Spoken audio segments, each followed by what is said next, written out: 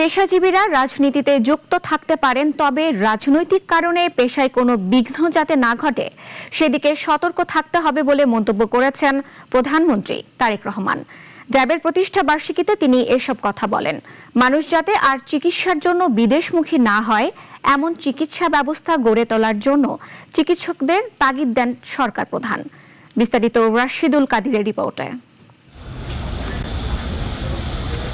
Doctors association of Bangladesh ড্যাবের 37তম প্রতিষ্ঠাবার্ষিকী দিনটিকে ঘিরে জাতীয় সংসদের এলডি ভবনে আয়োজন করা হয় চিকিৎসক সমাবেশ।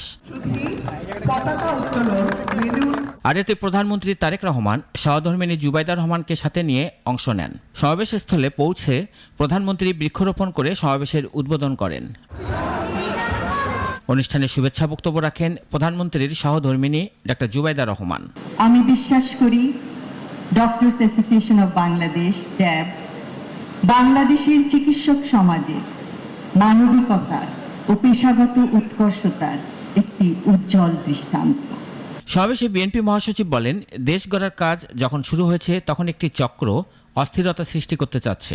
চতুর্দিকে একটা নতুন করে দেশ গড়বার আন্দোলন শুরু করতে যাচ্ছেন, সেই সময় একটা মহল আবার দেশকে অস্থির করে তোলবার চেষ্টা করছে।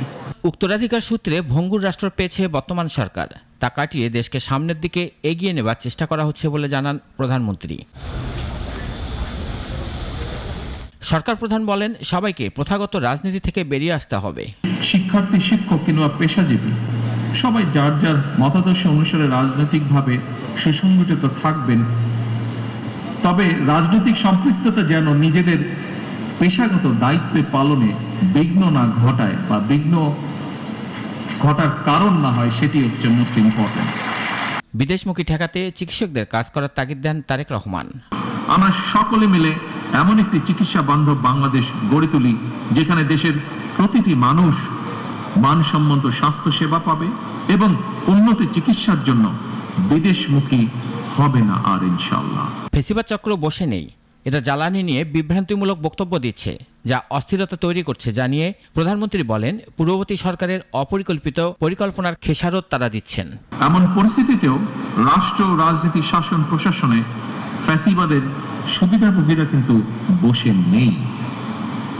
সাম্প্রতিক সময় আপনারা নিশ্চয়ই খেয়াল করেছেন, একটি চক্র খুব সুকৌশলে জ্বালানি কিংবা বিদ্যুৎ সেক্টরকে অস্থিতিশীল করার জন্য বেশ সক্রিয় তারা বিভিন্নভাবে বিভিন্ন বিভ্রান্তিকর বক্তব্য উপস্থাপন করছে। দেশের সব সংকট থেকে সরকার দেশ ও মানুষকে বের করে আনার কাজ শুরু করেছে বলেও জানান সরকার প্রধান। অবশ্যই আমাদের সকলকে একসাথে কাজ করতে হবে। রাশিদুল কাদির, নাগরিক, ঢাকা।